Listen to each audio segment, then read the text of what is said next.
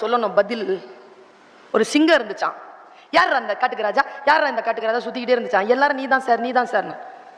ஒரு யானை கிட்ட கேட்டுச்சான், யாரா இந்த காட்டுக்கு ராஜா. யானைக்கு அந்த வார்த்தை பிடிக்கல, போச்சான் தாண்டி.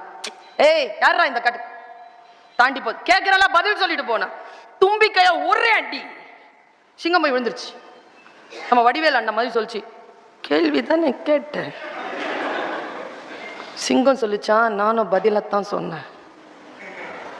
அப்படி சொல்லணும் பதில். பதில் சொல்றது எப்படி இருக்கணும்? செயலாக. எனக்கு எப்பவுமே செயல் பிடிக்கும்.